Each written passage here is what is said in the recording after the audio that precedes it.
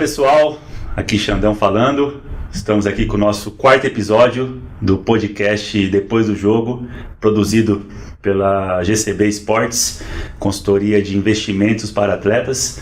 E hoje temos um convidado muito especial, que também é um ex-jogador, um ex-atleta, que atuou nos anos 80, meados dos anos 80, início dos anos 90, e em grandes clubes do futebol brasileiro, jogou também em 2 países, e eu gostaria de estar apresentando a vocês aqui o nosso convidado de hoje, Juninho Parmigiani.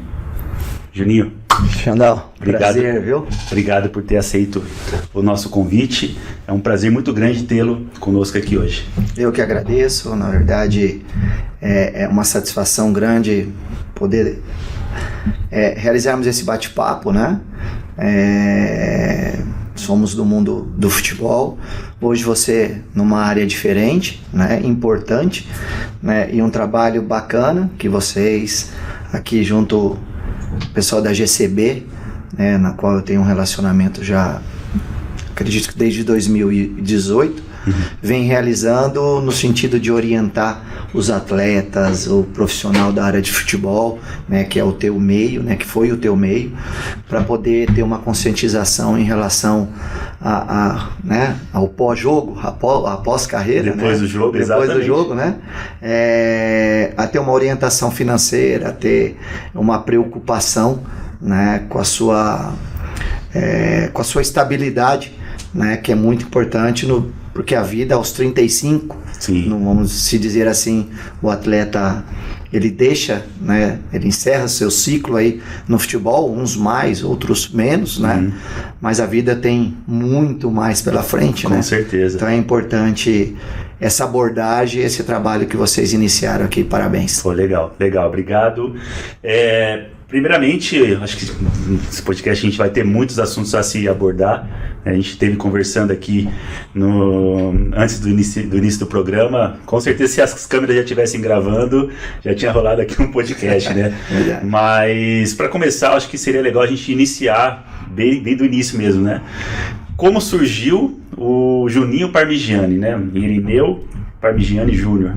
Dei uma estudada um pouquinho na sua carreira, cara, que carreira brilhante. Iniciou ali no Santos, né? Iniciou ali no Santos.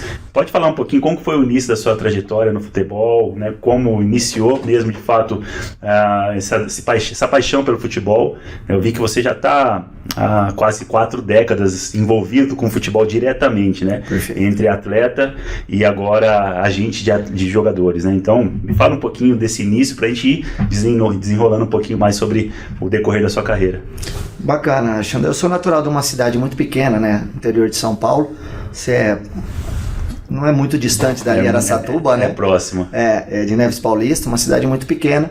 E ali, na verdade, a nossa infância, principalmente antigamente, que é o que talvez de 2 décadas, uma década para cá, na verdade não se encontra mais.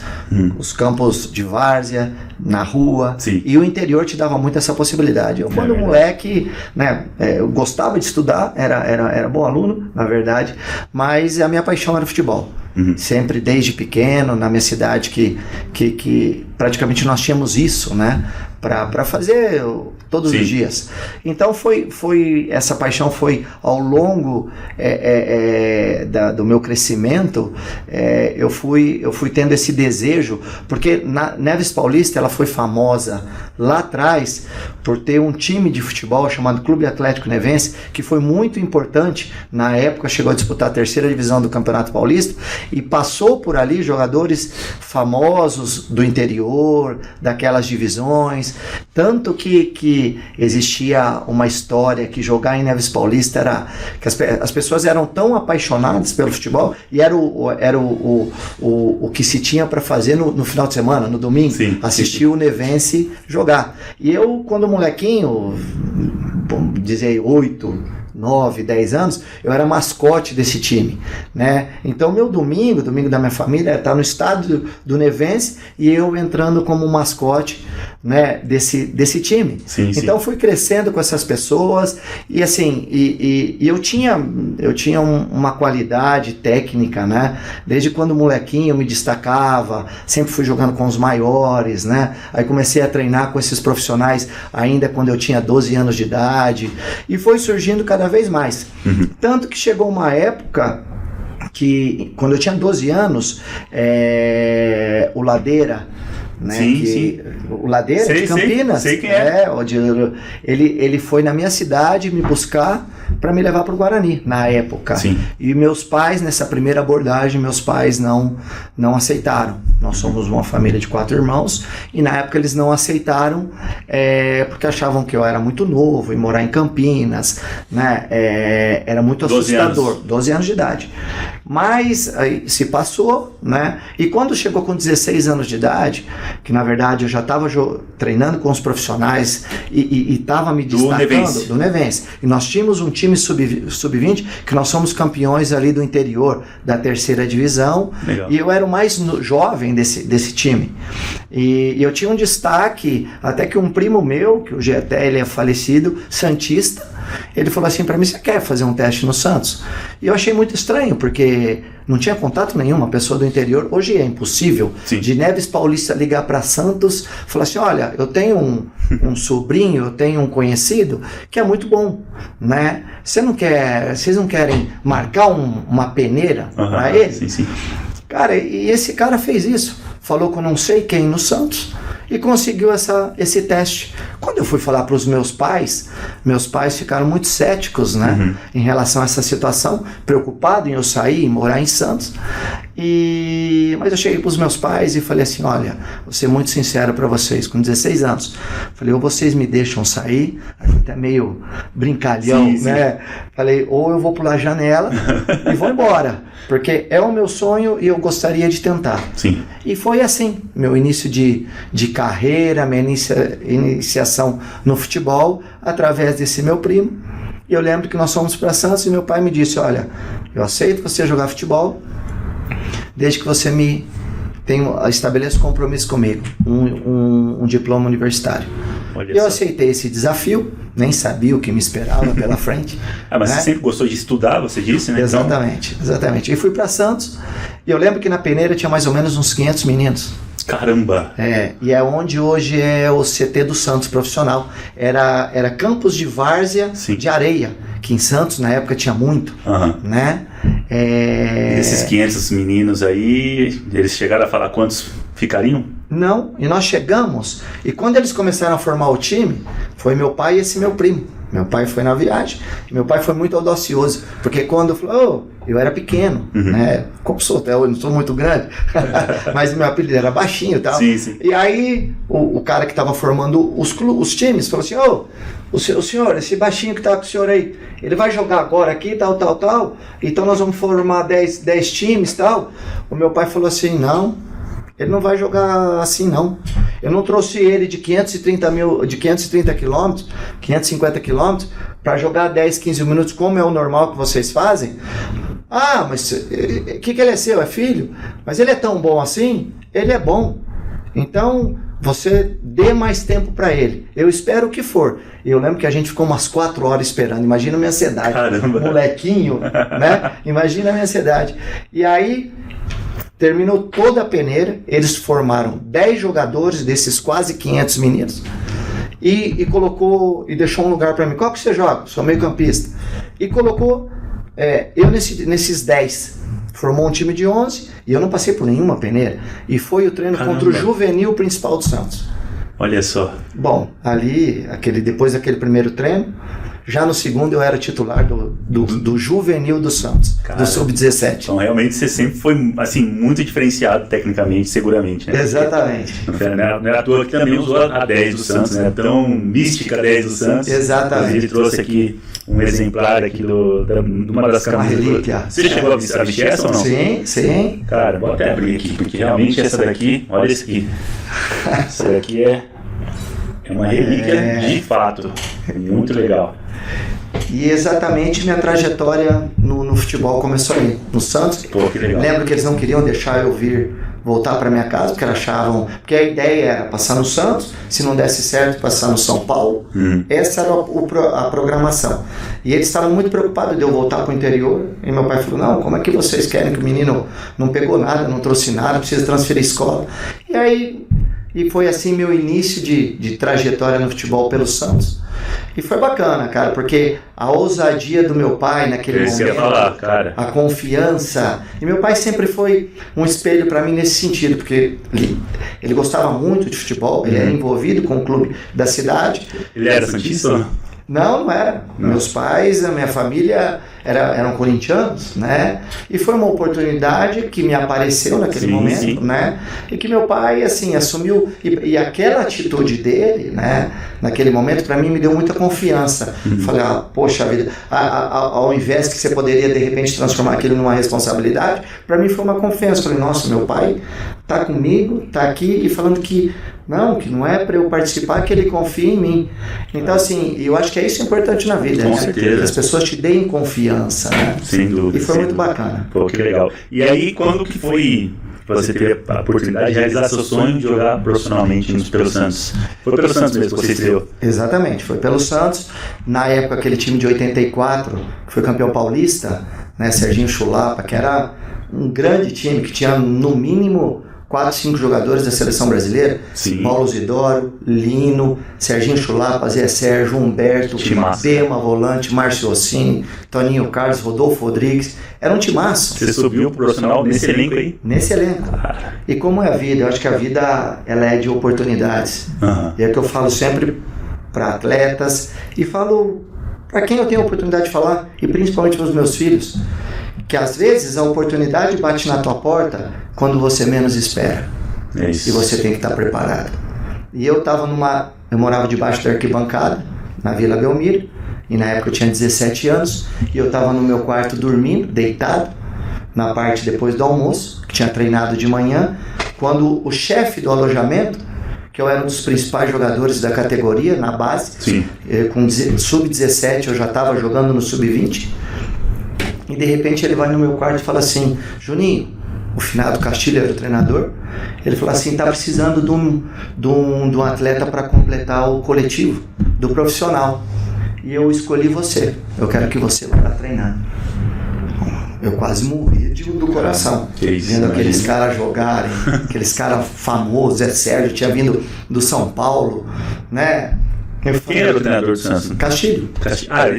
Esse é o finado Castilho, que foi goleiro do Fluminense na década de 60, talvez. E eu falei, você. E fui. E na época estava precisando de um lateral esquerdo. Eu era meia, para treinar no time de baixo. Cara, e as coisas são bem engraçadas, que eu fui assim, eu tinha adquirido tanta confiança, e nesse 1 ano e pouco que eu estava na base do Santos, assim, tudo que eu passei, né, do que eu desenvolvi, do que eu mostrei, né, a confiança das pessoas, eu entrei naquele treino de uma forma, claro, temerosa, mas tão confiante, cara, que no segundo treino, aí o Castilho me chamou, e aí ele falou assim, a partir de hoje esse menino vai ser efetivado para treinar com um profissional. E 3, 4 meses depois, ele me leva num jogo amistoso do Santos e Ponte Preta, em Campinas, para eu estrear. Isso foi em 85? 1985. Em março ou maio de 85, amistoso em Campinas. E eu jogando com esses caras. Então, foi uma experiência e um início de carreira bacana, viu, Xandão? Imagino, cara. Pô, começar na base do Santos, e até hoje, né? É referência para qualquer menino, né? E subir profissional, estrear pelo Santos, jogar com a mística camisa 10 do Santos, isso aí não é para qualquer um, e você é um dos poucos privilegiados, né? É verdade. Então, parabéns aí por essa carreira linda que foi construída, né? Iniciando ali. E aí vamos falar um pouquinho agora sobre o decorrer aí. Você jogou com grandes nomes, você chegou a falar um pouquinho do elenco aí do Santos quando você subiu pro profissional. O César Sampaio, quando você jogou com ele, foi no Palmeiras ou no Santos? No Santos. No Santos mesmo? No Santos. Porque eu fui estudar um pouquinho a sua história, eu vi que você jogou com o César Sampaio, só que eu não sabia que o César Sampaio tinha jogado no Santos. Ele começou a carreira dele, acho que ele era, não sei se ele era de Diadema, não sei de onde ele era aqui do ABC, e na verdade praticamente foi no Santos. O César é 2 anos mais novo que eu, mas nós tivemos a oportunidade de jogar em 1988, porque em 87 eu tive emprestado no Palmeiras 1 ano. Ah, certo. Eu joguei em 85, subi em 85, me profissionalizaram, 86 e 87 me emprestaram pro Palmeiras. Eu joguei 1 ano depois daquele time de 86 que perdeu a final pra Inter de Limeira. Sim. Cara, esse ano aí é o ano também da Copa, que também foi uma das seleções mais... Não, foi 82 e 86. 86 também a gente conseguiu fazer uma campanha, não lembro como que foi a nossa campanha na Copa em 86.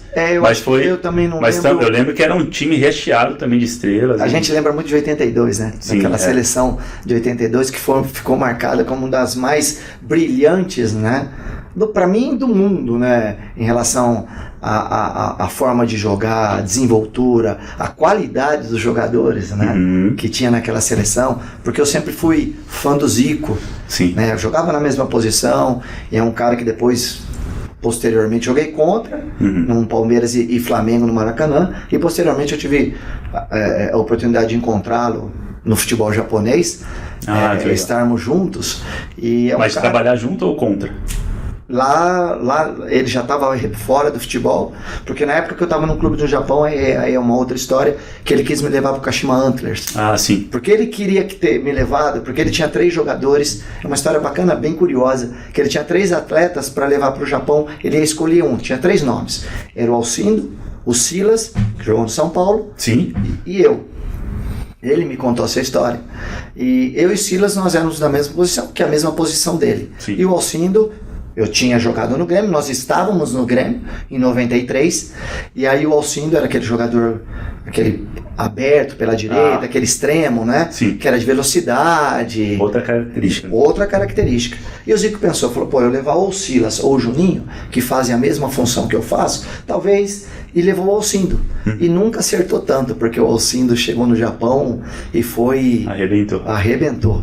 E foi figura, né, como se fala, foi muito bem. O Alcindo teve 2, 3 anos que o Zico até depois falou, Juninho, eu nunca vi um cara dar tão certo num lugar como o Alcindo deu no futebol japonês. Ele ficou quantos anos lá? O Alcindo, acho que ele ficou 2 anos no Kashima Antlers, depois ele teve no Verde Tóquio. E depois ele voltou, acho que posteriormente, mas aí teve um episódio, assim, dentro do campo, né, que a cultura japonesa ela é muito rígida, né?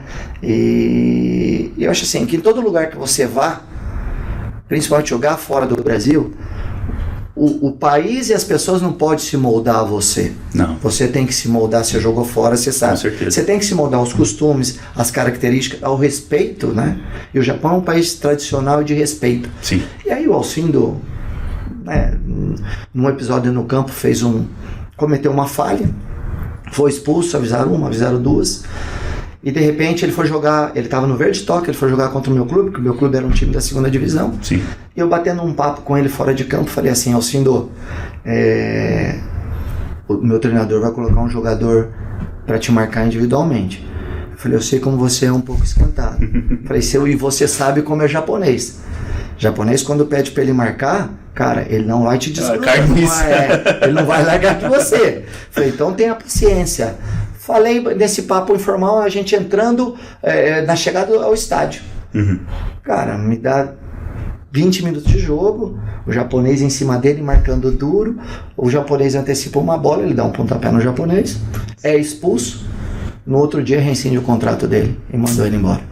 Então assim, são situações que é o que eu falo, muito dos atletas, né, melhorou muito na minha visão, Xandão, a consciência do jogador de futebol da sua época para agora.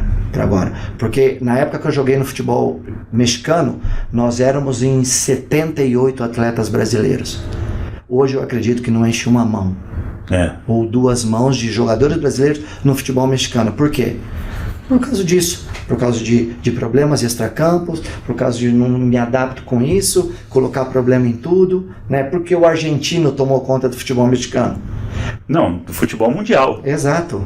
Hoje, a por causa da mentalidade, Exato. Por causa da cultura, por causa da responsabilidade. Não que o brasileiro não tenha responsabilidade, não estou querendo dizer isso, mas achar que tudo é muito fácil, que tudo é simples, sabe? Que as pessoas têm que fazer aquilo que você tem vontade na hora que você...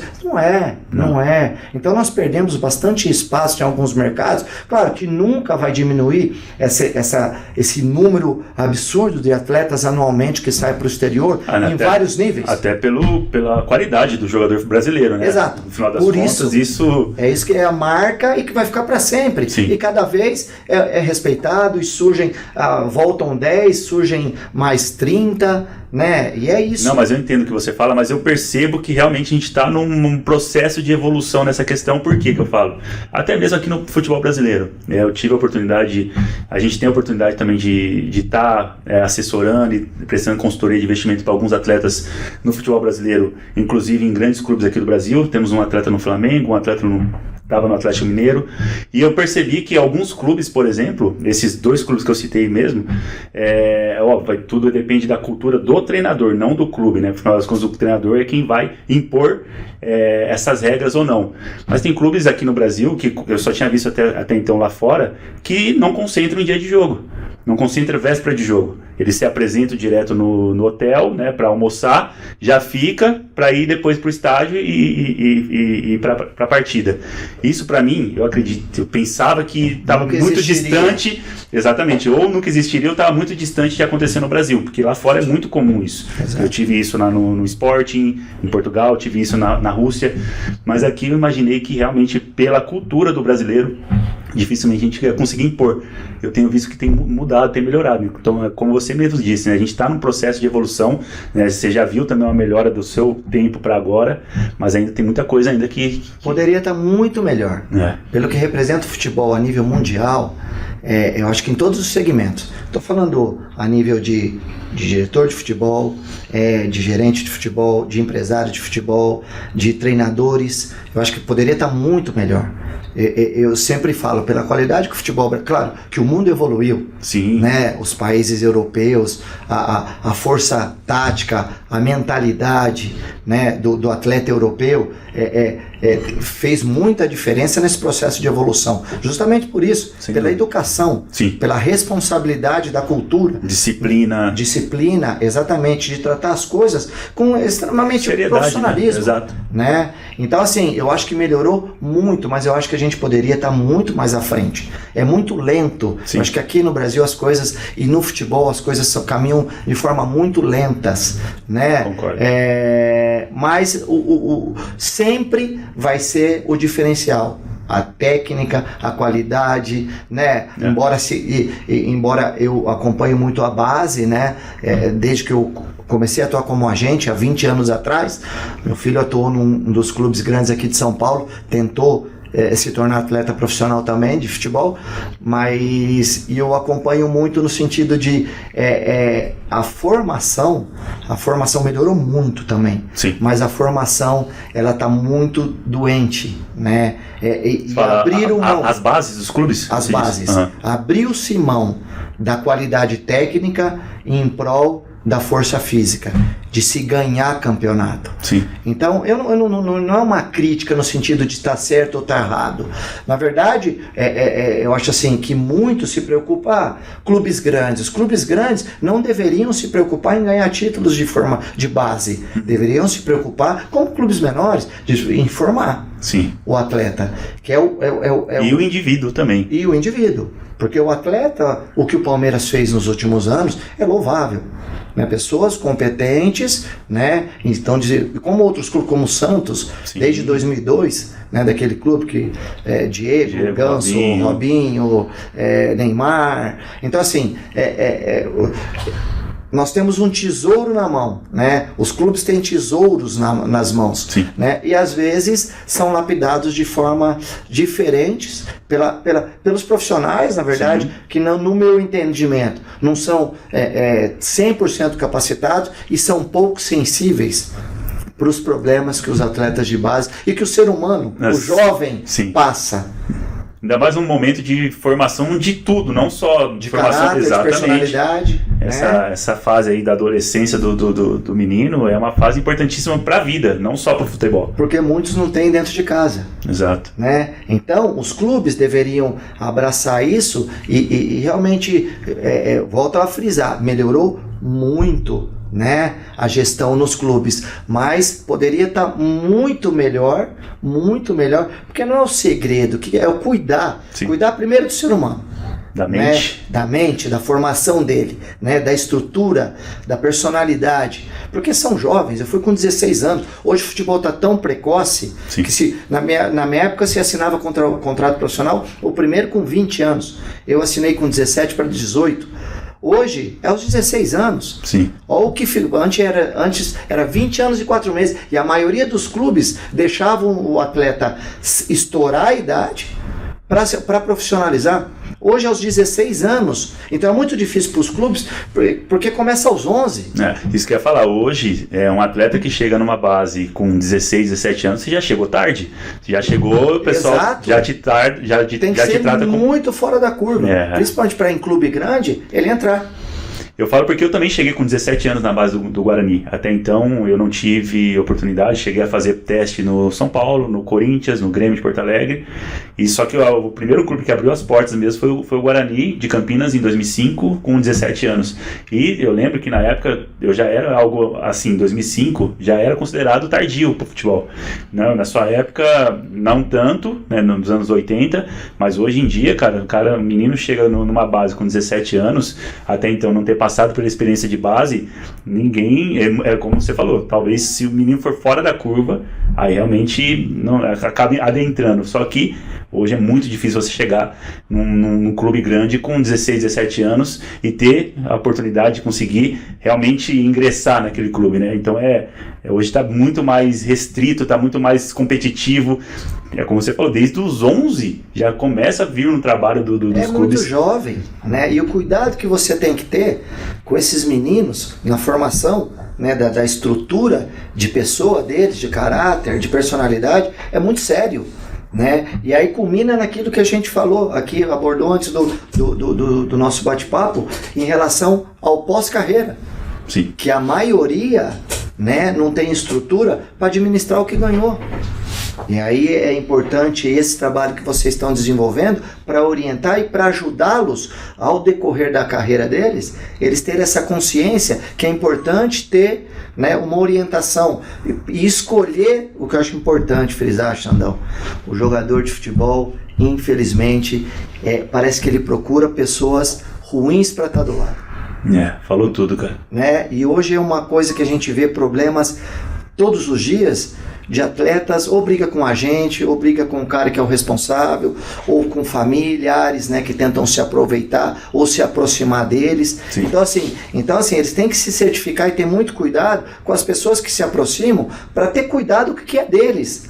Porque eu sempre falei o seguinte para os atletas que eu representei nesses anos aí, eu falei assim, cara, você tem que saber de tudo que é relacionado à tua vida, ao contrato que você assina, ao dinheiro que você ganha, aonde você vai empregar, você tem que saber de tudo. Você não tem que deixar na mão do João, do Pedro, do Paulo e nem do Juninho. Uhum. Eu posso te orientar, eu posso te ajudar, mas eu não vou ser responsável. Concordo. Você tem que aprender a cuidar das suas coisas. Isso aí é uma cultura do atleta, delegar tudo. Exato. Eles não querem ter responsabilidade, só querem focar em jogar futebol. Eu acho legal, né, você ter esse foco no futebol, mas eu acho que é importantíssimo a gente querer pelo menos estar por dentro de de tudo que está acontecendo ao nosso redor. Você pode contratar, né, profissionais especializados em determinada área. Por exemplo, hoje a gente faz uma consultoria de investimentos, né, uma assessoria de investimentos para os atletas.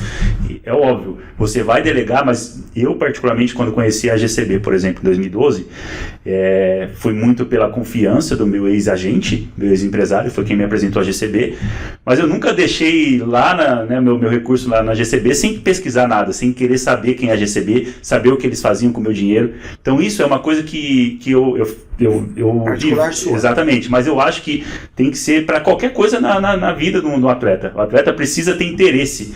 Isso é uma coisa que, infelizmente, a grande maioria não tem interesse. Acaba delegando e não quer saber do que está acontecendo, só quer que esse é o grande problema. O fato de confiarem demais, né, nos profissionais que estão ao redor dele, sem pelo menos entender o que está acontecendo, não fazer uma análise, pesquisar de fato, né, as pessoas que estão por trás. É aí que, infelizmente, algumas pessoas mal intencionadas que se aproximam dos atletas acabam conseguindo, né, o objetivo deles, que é o que? Justamente se aproximar do atleta pela ingenuidade, pela falta de interesse, que está acabando, né, no final das contas, passando a perna, dando um golpe. Então esse eu vejo por mim, né, o grande problema hoje do atleta é isso, não ter interesse em entender quem é o staff, né, o que está... Cuidar da vida dele. Exatamente. Né? Porque jogar futebol, eu só me preocupo em jogar futebol, como muitos já me falaram. Ok, é bacana, você tem que se preocupar, porque é a tua profissão. Perfeito. É o que você vive, e você tem que fazer bem aquilo que você, né, se dispôs a fazer. Cuidar do teu físico, cuidar da tua cabeça, cuidar de tudo, né? Agora, você tem que saber da tua vida. Sim. Né? E eu, em algum momento, como talvez você, tenha passado por dissabores, justamente por confiar em pessoas. Exato. E de repente achar que eu vou dispor de um dinheiro meu confiando numa pessoa que vai estar empregando bem. Às vezes não é assim. Não que tenha que desconfiar de todo mundo, não é isso, mas eu acho que tem que se certificar e escolher pessoas bacanas, pessoas que acrescentam na tua vida, né? Sim. Que venham a somar com aquilo que você faz, porque poucos, na verdade, né, Xandão, têm a oportunidade de parar a carreira depois do jogo e falar assim: estou estabilizado financeiramente. Essa é uma minoria. É uma realidade. É uma realidade nua e crua. Exato. Né, do futebol brasileiro. Então, assim, 90% talvez, ou mais. É isso que eu até fiz assim. Né? Talvez uma até estatística que foi há 10 anos atrás, falava que 3%, se não me falha a memória, 10, 15 anos atrás, mais ou menos isso. 10 anos atrás falava que 3% do jogador de futebol ganhava mais de 10 mil reais. Acho que existe essa estatística. Existe. Ou foi em algum momento? Se eu não me engano, foi a FGV, se eu não me engano, uma instituição de Getúlio Vargas, se eu não me engano. Que fez isso. Eu cheguei a ler essa estatística e falei, cara... É absurdo. Absurdo. As pessoas falam... Porque muitas pessoas de fora falam assim: os jogadores que jogam no clube grande, que ganham salário astronômico, ganham 1 milhão, ganham 500, 600 mil. Poxa, mas quantos? Isso que eu ia falar. Né? O pessoal, né, a grande maioria das pessoas vê, né, tudo que engloba quem está na TV, Neymar, enfim, né, os superstars, e acredita que essa é a realidade da grande maioria dos atletas. Exato. Mas na verdade seria uma minoria da minoria. Então, quando fala, o cara é jogador de futebol, eu falo de experiências próprias, né? Quando alguém descobria que eu era um jogador de futebol, tudo subia.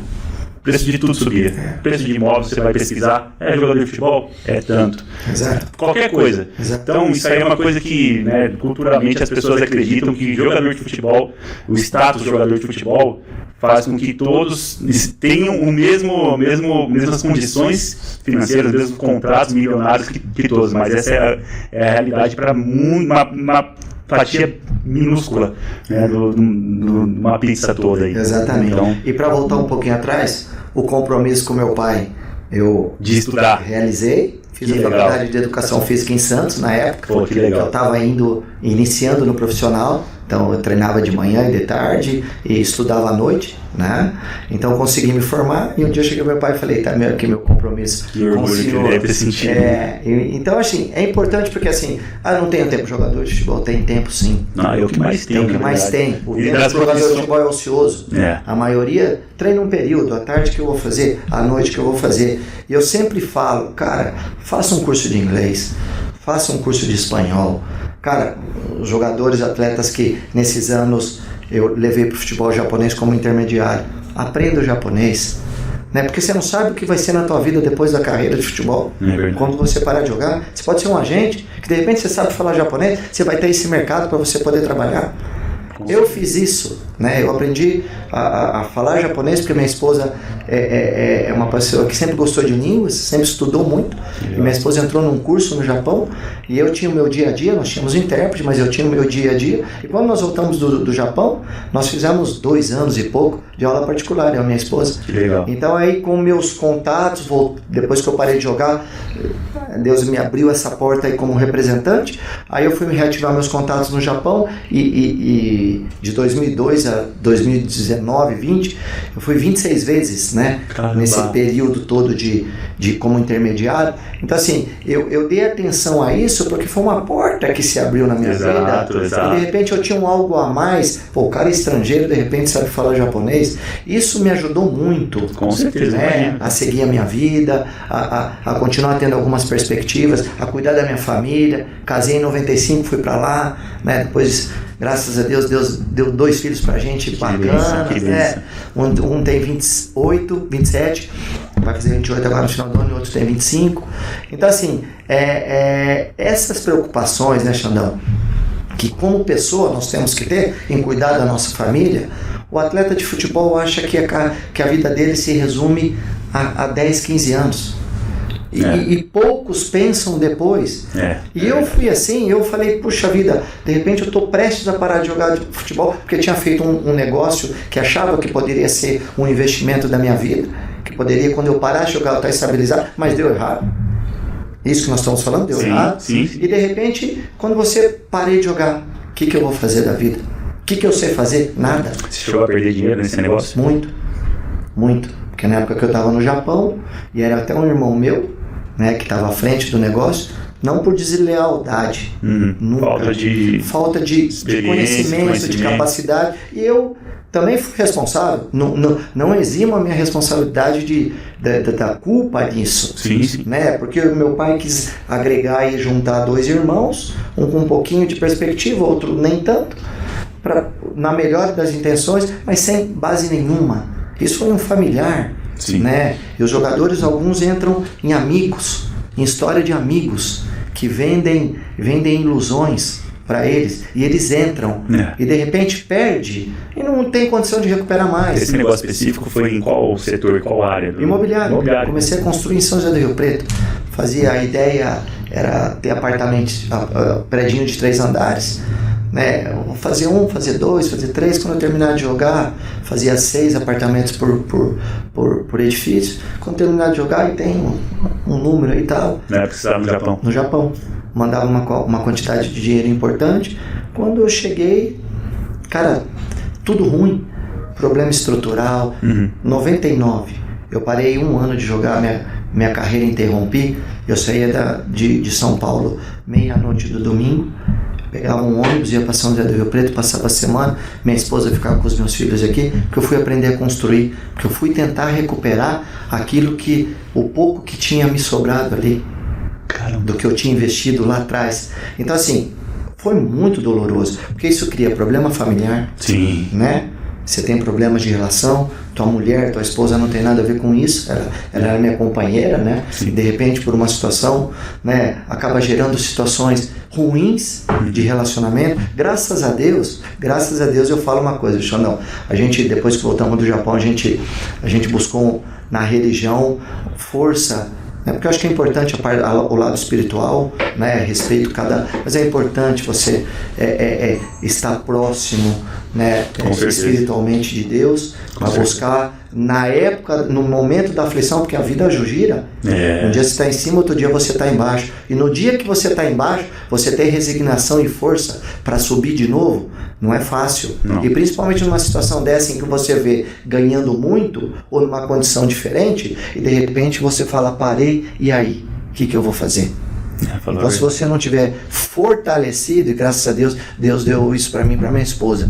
A gente teve a resignação de voltar a estabelecer uma relação boa familiar, e eu acho que é isso, cara. Então, por isso, jogador de futebol, eu falo sempre, tenham cuidado, se certifiquem, confiem nos pais. Os pais são os melhores amigos, né? Com certeza.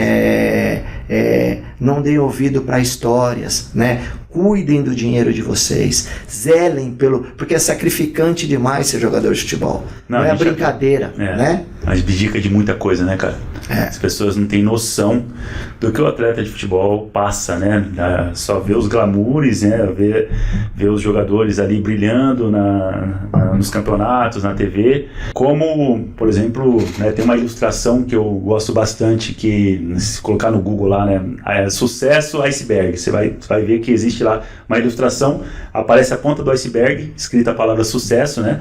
As pessoas imaginam, uau, né? Alcancei o sucesso. Só que vai ver o resto da ilustração, né? O que está por debaixo, né, da água é tudo aquilo que é o processo que não aparece, ninguém vê o que está por trás das câmeras, né? Então imagina a carreira de um jogador. Todos só enxergam o que aparece na TV, né? As pessoas bem-sucedidas. Exato, rotulam o jogador como uma pessoa bem-sucedida na sociedade. E realmente, né, o status que a gente alcança ali, mas no final das contas, o que a gente passou para chegar àquele resultado, né, o sucesso. Então, realmente, as pessoas não têm noção, né, o que a gente abdica para poder realmente chegar no final de semana, no domingo, aparecer lá às 4 horas da tarde, transmissão da Globo, enfim, você jogando, né, se destacando. Isso aí é só a ponta do iceberg, né, na ilustração que eu estou falando. Agora, o que tem por trás é muita coisa, né? A estrutura custa muito para formar. Com certeza. Isso aí. Então é muito duro, né, cara? Porque justamente está ligado a tudo isso. O jogador de futebol, cara, ele é muito carente, cara. É muita pressão. E ele precisa de muita ajuda, né?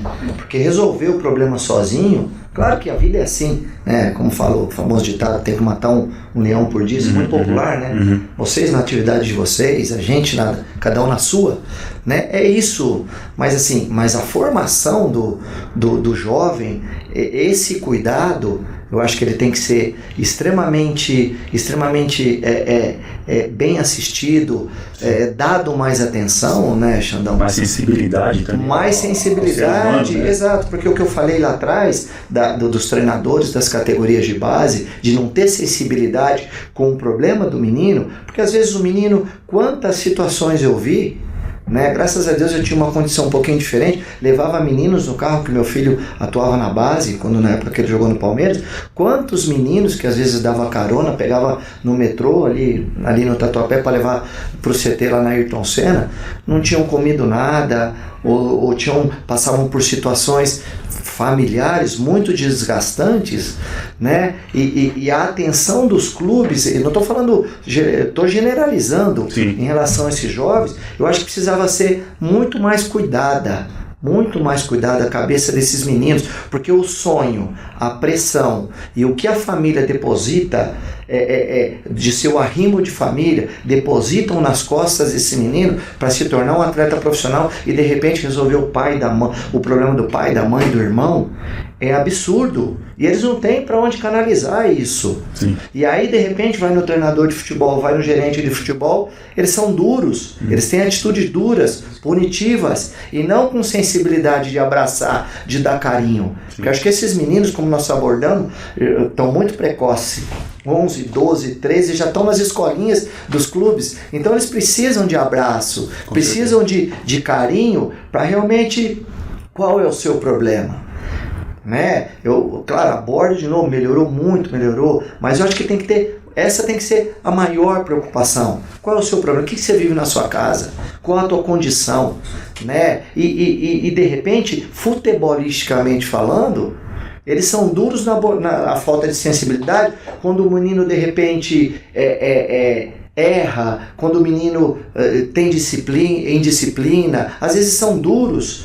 Né? Na minha época eu vivi isso, na época do meu filho presenciei isso, em outras situações presenciei essa falta de cuidado, de carinho. Vem cá, meu amigo, o que você tem? O que você está precisando? Do lado do ser humano, né? Exato, atleta, e em contrapartida, o que na base era destaque, fazia o contrário.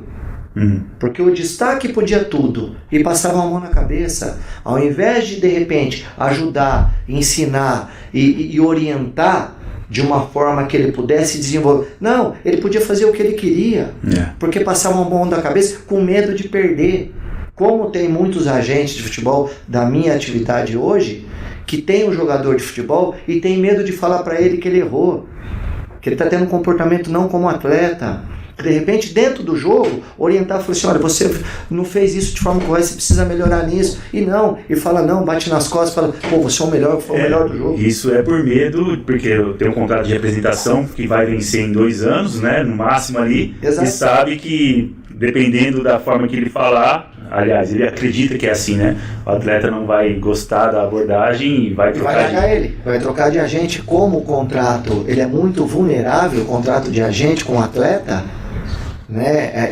Agora voltou para a FIFA, porque até esse ano agora era da CBF, né, que cuidava, mas ficou muito tempo muito solto no sentido dos problemas entre atletas e agente serem tratados da forma como deveriam ser tratadas. Sim. Né? Porque eu acho que tem os dois lados, tanto a gente, se for ruim para o atleta ou causar, a gente paga um seguro anual, pagava pelo menos, agora da FIFA está tomando de novo isso dos agentes se reportarem, vai ser agente FIFA novamente, como foi em anos anteriores, atrás. Sim, sim. Então assim,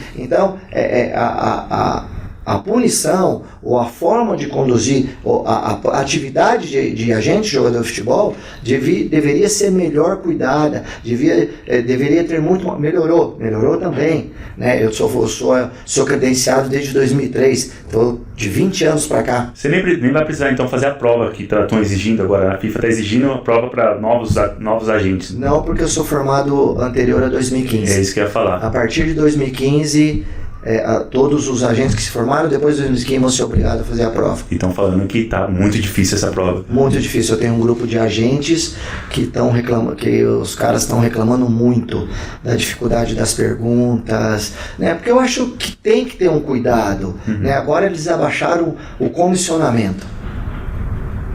Sempre se praticou 10%. Abaixaram agora que vai passar a vigorar 3%. Você pega de um lado, pega do outro, no máximo 6%. Comissionamento então, assim, nas transferências? Nas transações. Okay. Nas transações. Então, que alguns poucos ganharam muito dinheiro, né? Quando antigamente o agente poderia ser dono do atleta, dono dos seus direitos econômicos, federativos é do clube. Hoje não pode mais. Bacana, mas existem outras formas que se fazem. Então, assim, eu acho que é bacana, eu acredito muito, falando como ser humano, acho que nós somos seres humanos em transformação todos os dias. Acho que a gente erra, a gente é falho, e as atividades, por exemplo, na minha profissão, da sua, e de todos, né, eu acho que ao longo do dia, onde se tem um erro, onde se comete uma falha, se tem a oportunidade de ir melhorando. Todo dia a gente aprende alguma coisa. Todo dia. Então, assim, bacana da FIFA agora está retomando, ela está tendo esse cuidado, justamente porque descambou. Né, essa relação de agente com atleta, de agente com clubes, né? Não estou aqui para julgar e nem apontar, cada um sabe o que faz, né? E agora que tem que ter regras e que tem que ter controle, tanto de um lado preservar o atleta como preservar o agente, eu acho que se faz extremamente necessário. Sem dúvida.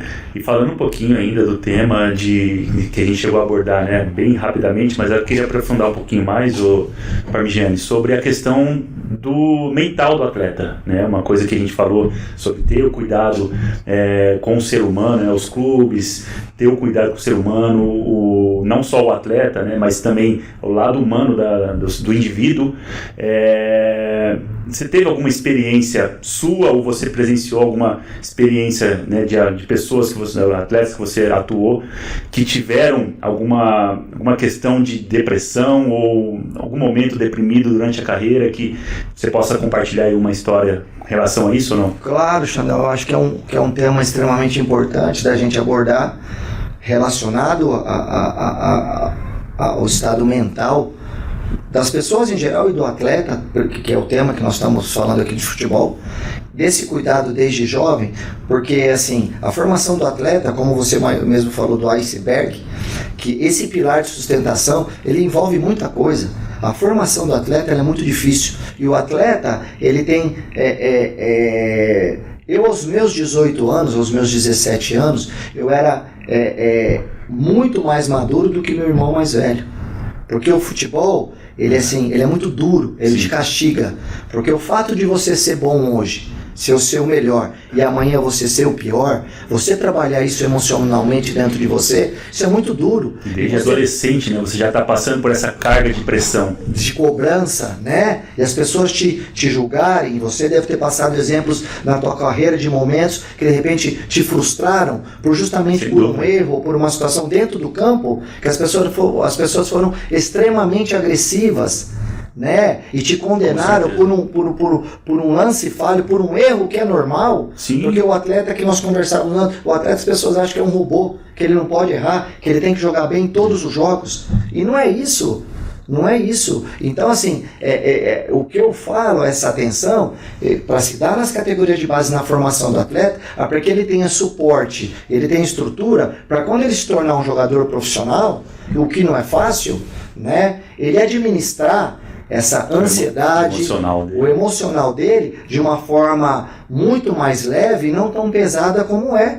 De ter que jogar bem, tem que jogar bem, tem que ganhar. E essa cobrança que é árdua, que é dura do dia a dia, né? E que as pessoas saem fora, você não pode levar a tua esposa, ou tua namorada, ou teu filho para passear no shopping, que você vai ser agredido. Essa cultura, então, até hoje existe isso no Brasil. Exatamente, então chegou um ponto que está descambando para um lado, até o Neto falou um dia desses no programa, vai ter morte, né?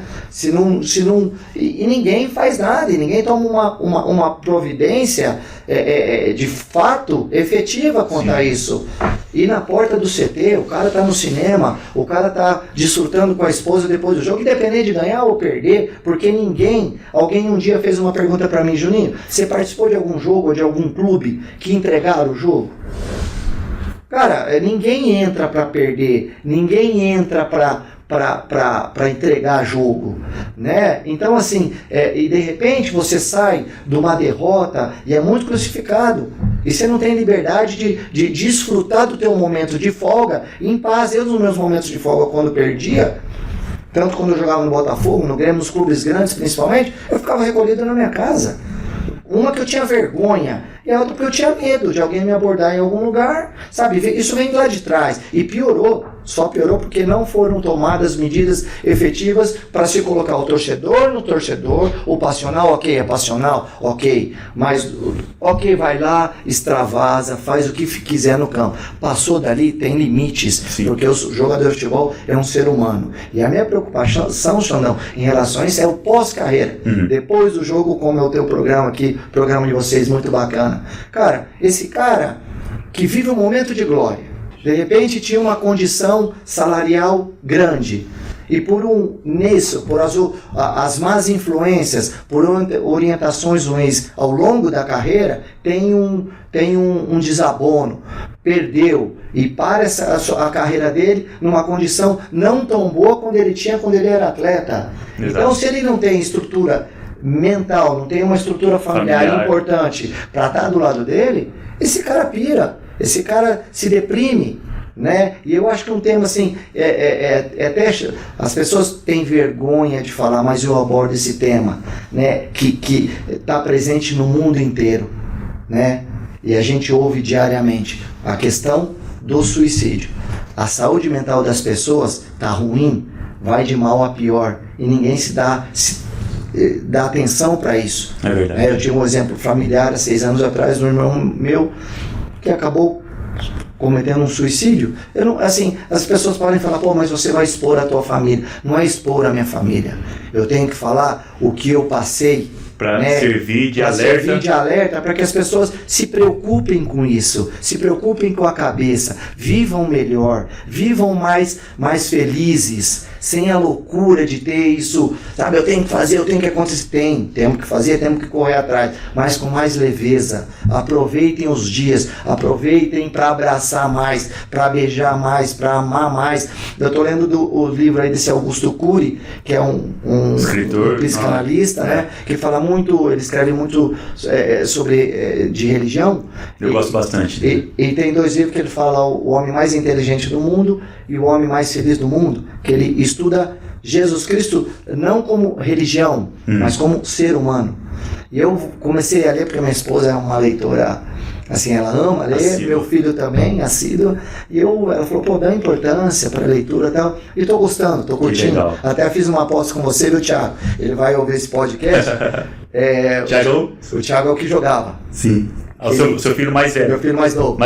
O mais velho é o Leonardo. Então, assim, a gente fez uma aposta, uma brincadeira, que ele tem que até o final do ano, porque parou de jogar, às vezes ganha um pouquinho de peso, dá uma diminuída, e eu tenho uma quantidade de livros para ler até dezembro. Então, assim, são desafios bacanas, com certeza, né, que eu tenho que tentar agregar isso para a minha vida, que isso é para o meu futuro, né, em termos da minha cabeça, né? Então, muito legal essas experiências que a gente tem com as pessoas que estão do nosso lado e nos ajudarem. Então, o Xandão, assim, cara, e na época, no ano que meu irmão acabou fazendo isso, em 2016, eu li o livro de uma escritora carioca chamada Paula Fontinelli, chama Suicídio, Futuro Interrompido, do que o pai dela tinha cometido o ato em 2005. Cara, e naquele ano, cara, assustador, fiquei 800 mil pessoas no mundo cometeram suicídio. 2005 assim, isso? 2005, o pai dela, mas no ano de 2005, exatamente. Então, assim, o que eu quero falar, o ano que ela escreveu o livro, acho que foi 2011, se não me engano, ok. Né, que teve esse índice que foi abordado no livro. Então, assim, o que eu 2011? 2011. Cara, eu lembrei agora, 2011, 2012 eu estava em Portugal, eu lembro que estava tendo uma crise em Portugal, e muito se falava sobre suicídio, porque o índice de suicídio disparou em 2012 em Portugal por causa dessa crise que teve lá. Inclusive foi uma das maiores crises na Europa nos últimos anos, antes da pandemia, que eu lembro que a Grécia e Portugal eram os países com menor condição ali financeira da União Europeia. E eu me recordo que saiu uma matéria que o índice de suicídio tinha disparado em Portugal em 2012, então justamente nessa época do livro que você está falando aí. Exatamente. Então, assim, o que nós estamos abordando, paralelo ao nosso tema, que é sobre a nossa carreira, que foi a minha carreira, sobre o tratamento que nós achamos e entendemos em relação aos jovens, ao atleta de futebol profissional, ao pós-carreira, o cuidado dele em se preocupar, e ao longo da carreira dele, em se cercar de pessoas bacanas e se preocupar em investir o dinheiro dele, sim, dar valor no que ele ganha, porque às vezes quando se ganha muito fácil, se gasta muito fácil. É verdade. Né? E o que passou, acabou. Aos 35 anos é que eu falo sempre para alguns atletas que eu tenho a oportunidade de conhecer. Cara, ao final da tua carreira, você não vai entrar mais nada. E essa experiência de você ter os compromissos que pagar e só sair até não se criar uma condição de um novo trabalho, cara, isso é um processo muito difícil. E quem tem condição, bacana, né, para esse período. Quem não tem, né, sim. se sujeita a situações que é difícil. Com certeza. Isso aí que você falou de o que entra muito fácil, sai fácil, tem muitos atletas que não dão devido valor, por exemplo, ao bicho, ao prêmio de vitórias. Eu falo uma coisa porque eu falo pelas experiências que eu tive na minha carreira, né? Muitos atletas pegavam o bicho, né? Que é o famoso, né, prêmio para quando a gente se vence uma partida de futebol, e queimavam achando que era um dinheiro que tinha vindo de forma extra. Exato. Cara, eu sempre enxerguei ao contrário. Eu procurei ao longo da minha carreira toda viver com o bicho meu custo de vida mensal e guardar o salário. E o resto tudo investia, já pensando no meu pós-carreira. Exato. Então isso é uma coisa que muitos atletas não se atentam, acham que é um dinheiro que veio extra, no final das contas é um complemento que faz toda a diferença lá na frente, porque você não mexe no seu salário. Então, quando o atleta começar a mudar essa mentalidade, cara, deixar de ver o bicho como um dinheiro extra, que realmente é um dinheiro extra, mas esse dinheiro extra, no final das contas, se você souber fazer a diferença, fazer bom proveito dele. Eu falo sempre assim, cara, o jogo, por exemplo, tem um bicho do jogo. Quanto vai pagar? R$1.000, o que seja, R$500, R$3.000, o que seja. Eu falo sempre, aproveite, dê o máximo. Claro, dê o máximo para o teu rendimento, para você sair satisfeito com a tua atuação, né? Independente de jogar bem ou mal. Independente também da quantia financeira que está envolvida naquele jogo. Exato, mas você sair satisfeito, né? Eu falo para ele, você tem que sair satisfeito com você. Fala assim, eu entreguei tudo, né? Eu fiz meu melhor. Puta, fui mal no jogo, mas eu fiz meu melhor, perdemos ou ganhamos, mas eu fiz meu melhor. Ou fiz um grande jogo e ganhei. Ou dei o meu melhor, mas perdi. Agora, saiba que aquilo que você deixou de ganhar ou você deixou de fazer naqueles 90 minutos, não volta mais. Então, os R$1.000 que você tinha na quarta-feira, no domingo você não tem mais. É isso. O que você deixou de ganhar, de repente, que poderia ser isso, um extra que você poderia usar de uma forma que é muito bem-vindo. Porque quem tem bicho... Quem tem só os grandes CEOs que tem os bônus ou as empresas, hoje é muito normal a cultura das grandes empresas, CEOs, comissionamento por metas, né, batidas e como o famoso, um cara extremamente respeitado, né, um empresário brasileiro, Lehman, né, que fala Jorge Paulo Lehman, meritocracia, né? Então, assim, e o jogador, e o bicho, na verdade, ele nada mais é do que uma meritocracia. Ele tem um salário, então, é que ele está pagando por quê? Pelo que ele fez no jogo. Sim. Então, uma meritocracia de ter ganho, de ter obtido um resultado bacana. Então, assim, aproveitem. E na vida, Xandão, eu penso isso. Seja no futebol, seja em qualquer parte da vida. Não desperdice os momentos. Abrace. Tá com a família, aproveite. Tá com o filho, beije, né? Desfrute, porque a vida é um sopro. Eu, dia 30 agora de junho, eu e minha esposa sofremos um acidente, descendo a Mogi Bertioga, quase morremos. Eu, minha esposa e minha sogra. Descendo a 40 por hora, um cara subiu a 1.000.000, veio numa curva rodando e me pegou de frente. Cara. O carro destruiu. Mas Deus poupou a nossa vida. Então ali me fez, há 3 semanas atrás, a enxergar as coisas, que a vida é um sopro. Literalmente. Assim, nada acaba. É uma linha muito fina, que de repente você está aqui e acabou. Então assim, aproveite. É isso que... até me emociono. Desculpa. Não, mas porque realmente eu tenho essa mesma visão que a sua, o Juninho. E muitos atletas, né, ainda falando sobre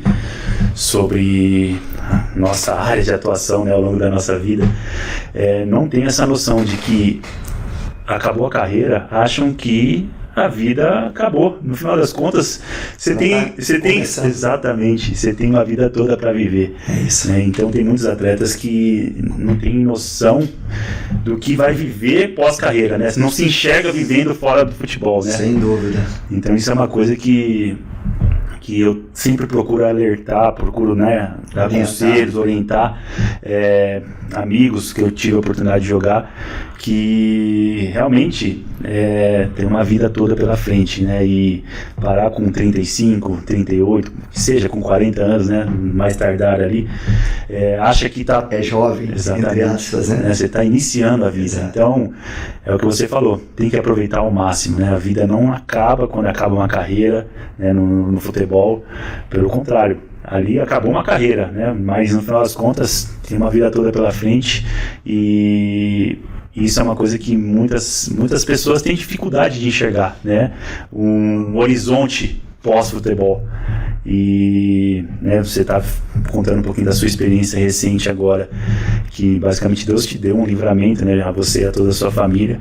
E no final das contas é isso, a vida é feita de momentos, a gente precisa aproveitar esses momentos, como você falou, abraçar mais, beijar mais e viver mais intensamente cada momento, né? Porque o tempo é o ativo mais escasso do mundo. O que passou, já passou, não volta mais. E o jogador de futebol, na verdade, ele, embora ele tenha bastante tempo, né, o tempo dele dá para se fazer muita coisa durante a semana. Agora, hoje tem muitos compromissos, né? Então, viaja muito, então tem muito pouca oportunidade de estar com a família, né? De estar com as pessoas, com os amigos. Então, assim, aproveite o tempo, né? E aproveite, se preocupe, é o que você falou. Acabou o jogo, acabou a minha carreira, né? Puxa, eu tenho mais 30, 40 anos pela frente, tenho os meus filhos para desfrutar, para curtir, né, para me preocupar o que eu vou fazer posterior. Então a importância dessa conscientização, né, de vida familiar, estrutura financeira, se estruturar para não ser surpreendido de repente parar uma carreira tão sacrificante, que eu falo de boca cheia, sacrificante, não é um mar de rosas, é verdade, né?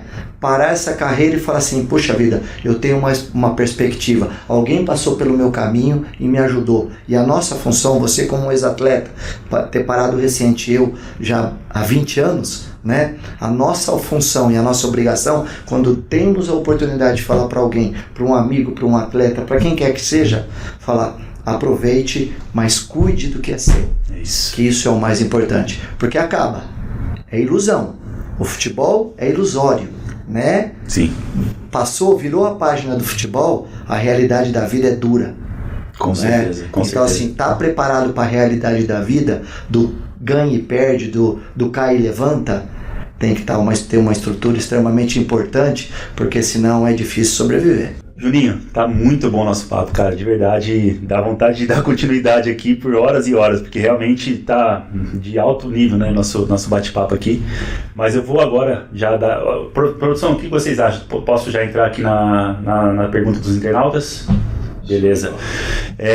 Selecionei aqui 5 perguntas, né, o pessoal foi mandando no nosso Instagram da GCB Esportes, eu selecionei 5 perguntas que eu achei interessante pra gente tá debatendo aqui. Vamos lá? Vamos lá.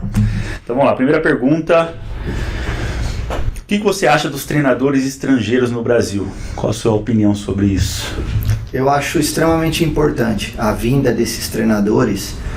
Por quê, Xandão? Porque eu acho que eles vieram para mostrar que realmente o treinador de futebol, né, ele precisa estar capacitado, ele precisa estudar, né, o jogo e justamente dentro desse contexto, para motivar, eu acho, o treinador brasileiro a ter essa consciência, essa conscientização de que o futebol ele evolui sempre, né?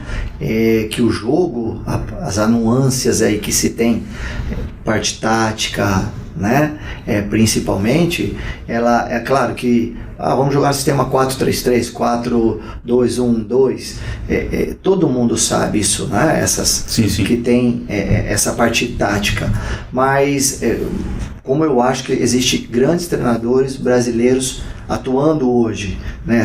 Gosto do Dorival Júnior, cito o Diniz. Você jogou com o Dorival também? Eu joguei com o Dorival no Grêmio de Porto Alegre, no Araçatuba, tua cidade. É verdade, que legal. 1997, cara, faz tempo, hein? Eu tinha 9 anos, capaz de eu já ter visto você jogando, né? Tinha 9 anos de idade, eu lembro que fez um grande time. Estava na primeira divisão do Paulista, né? Eu lembro. Exatamente. Então, assim, Mano Menezes, eu tive uma possibilidade de quase levá-lo para o futebol japonês. Então, assim, eu tive a experiência de levar 2 treinadores para a seleção japonesa, que foi o Zaccheroni, um italiano, e o Xavier Aguirre, um mexicano, né, que atua hoje. Você que intermediou a ida deles para a seleção. Exatamente, com um amigo meu, que foi o que me ajudou muito, chamado Masahiro Shimoda, que hoje é treinador de um clube da 3ª divisão lá no Brasil, que me conheceu... No Japão. No Japão, perdão. Que me conheceu em 1985. No início da sua carreira. Quando eu morava debaixo da arquibancada lá do Na Santos. Vila. Ele veio fazer um estágio, antigamente vinham muitos japoneses, e eu conheci esse... Por isso que a vida, ela é uma troca. E a vida, o que você planta hoje, né?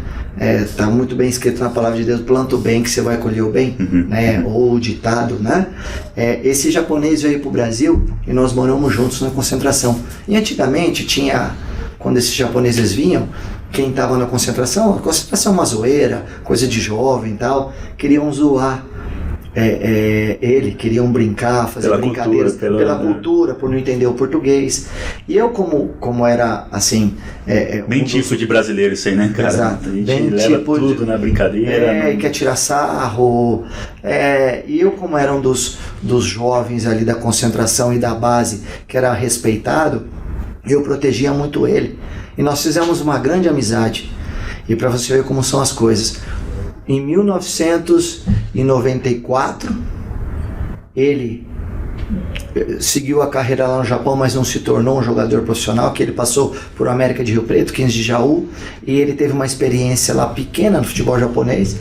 Aí em 1994 ele estava trabalhando como auxiliar técnico e intérprete de um time da 2ª divisão no Japão. E o treinador precisava de um meio atacante. E eles abriram a revista Placar lá no Japão para ver um meio atacante, se eles conheciam tal, e começaram a folhear. Na época eu estava no Botafogo do Rio. Quando passou a página das figurinhas do Botafogo do Rio, ele falou: cara, esse cara aqui, ó, esse Juninho, eu joguei com ele lá na base do Santos. Olha. Esse cara jogava muito bem e tal, ou ele tá no Botafogo, acho que vale a pena ir dar uma olhada nele.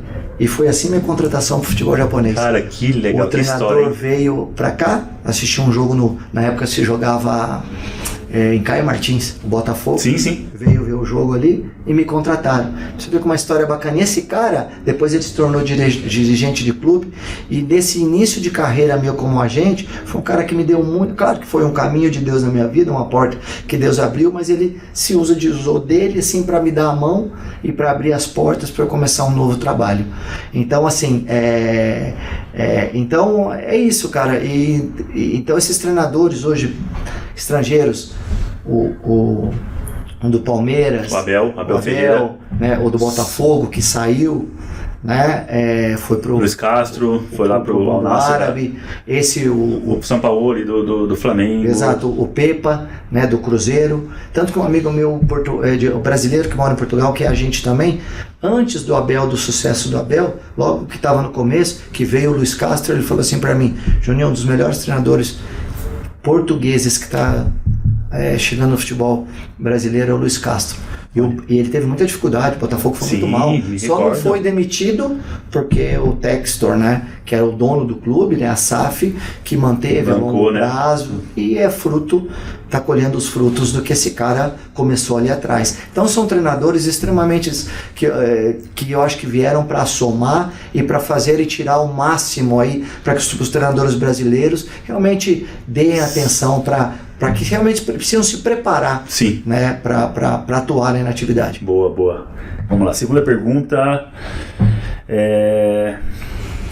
Fala um pouquinho o que você acha sobre o abandono do Estádio Olímpico do Grêmio.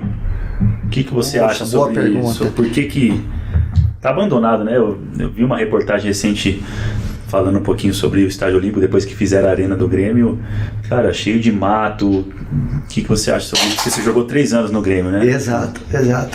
Na verdade, eu sou um pouco saudosista. E o Olímpico era aquele estádio tradicional, né? Que de tantas histórias, né? O Grêmio é um dos clubes mais importantes, que eu tenho muito carinho pela cidade, pelas pessoas, né? E pelo clube mesmo, pelo Grêmio. Um clube que realmente é prazeroso, né? Pelo ambiente que se forma. E o Olímpico era símbolo, né? Jogar no Olímpico. Eu lembro uma vez que quando eu fui do Botafogo pro Grêmio, nós estávamos na 2ª divisão. O Grêmio tinha caído. E naquele ano de 91, o Campeonato Brasileiro foi no primeiro semestre e o Gaúcho no segundo. E para o ano seguinte, o Grêmio tinha caído, nós disputamos o Brasileiro da Série B. E nós Na época o calendário é invertido assim? Naquele ano só naquele ano. Não sei, não me lembro na verdade o motivo, né? E em 92 nós disputamos a Série B. E os jogos finais, nós precisamos ganhar 3 jogos importantes contra o Paraná Clube e, se eu não me engano, contra o Operário de Mato Grosso, que era no Olímpico. Cara, e aquele jogo final foi histórico, nós precisamos ganhar, acho que nós ganhamos de 4-1, se não me falha a memória, e ver o estádio daquela forma, lotado, né? Foi uma das emoções que nós subimos, o Grêmio voltou para a primeira divisão, foi uma emoção muito grande, né? Então, assim, claro que eu acho que houve muito a parte aí comercial. Hoje a arena nova do Grêmio é belíssima. Eu já tive a oportunidade de conhecer, realmente ficou belíssima, incrível. Né? Mas e o Olímpico ali, eu não sei se existe algum problema judicial, né? Problema de prefeitura, acho que aquele espaço era da prefeitura, né? E que infelizmente se deteriorou daquela forma, e de um local onde se teve tantas histórias, tanta glória, principalmente para o torcedor gremista, né? Para aquele que aquele torcedor passional, né? Que o gremista é muito passional, como o torcedor do Inter também, né? Então é uma pena, viu? É uma pena, mas é vida, né? É a vida que... Eu tive a oportunidade de passar na base, fiquei em avaliação por 1 mês na base do Grêmio. Inclusive foi minha primeira vez que eu saí de casa, com 15 anos. E a gente ficou alojado, eu fiquei alojado esses 30 dias no estádio, debaixo da arquibancada do Estádio Olímpico. E, cara, eu sempre, né, assisti os jogos ali, nesses 30 dias que eu fiquei, a experiência que eu tive lá. Eu falei, cara, que ambiente, né? Exatamente como você falou, o gremista, eu acho que o torcedor gaúcho, né, tem isso de realmente preparar um ambiente especial, né, diferente de qualquer outro lugar do Brasil que você joga.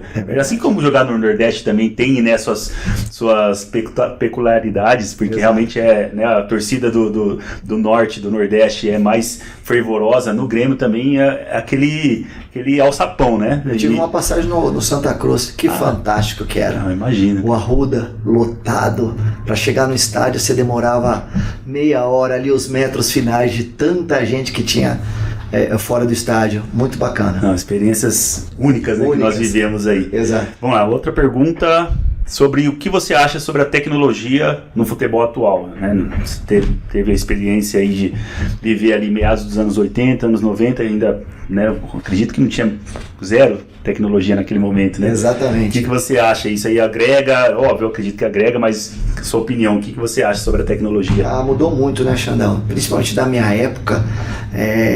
Eu falo sempre uma historinha que aos meus 16 anos, uma das preparações físicas nossas era uma câmera de pneu de carro cheia de areia, em que colocava aqui no pescoço e a gente subia saltitando a arquibancada da Vila Belmiro. Cara, que loucura. Menino em formação, né, física, ter essa agressão, né, de impacto no joelho, né, então isso daí estamos falando já há 40 anos atrás, né, e eu acho assim, eu fico muito feliz que cada vez mais a tecnologia ela só agrega, né, pro desempenho, né, pro bem-estar do atleta, né, para que ele tenha. Hoje existem as máquinas e alguns clubes, pena que poucos têm condição de ter, que o jogador faz um teste, né, logo após o jogo para medir a quantidade de ácido lático, para ver se de repente ele está propenso à lesão, que área escanear, para que área do corpo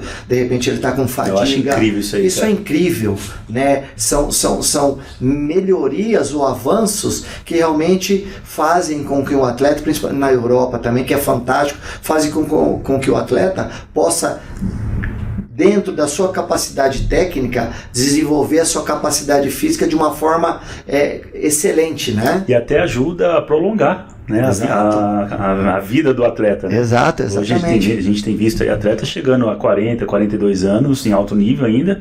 É óbvio, não são todos, mas aumentou a longevidade do atleta. Eu acredito que está muito já relacionado à tecnologia. Perfeito, isso aí mesmo. Que legal. E, por último, uma última pergunta aqui. O gol mais importante da sua carreira?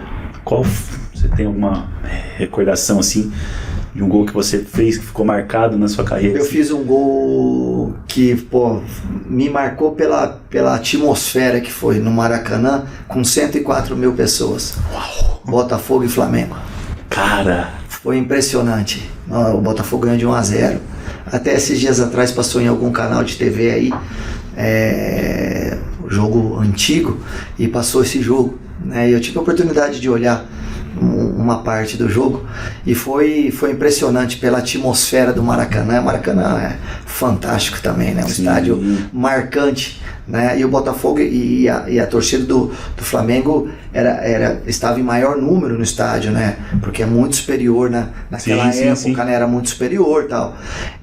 Mas foi um gol que, assim, pela atmosfera do jogo, por aquele estádio, né? A dimensão do Maracanã tá daquela condição, foi um gol que realmente fiquei feliz e tenho guardado no meu coração com carinho.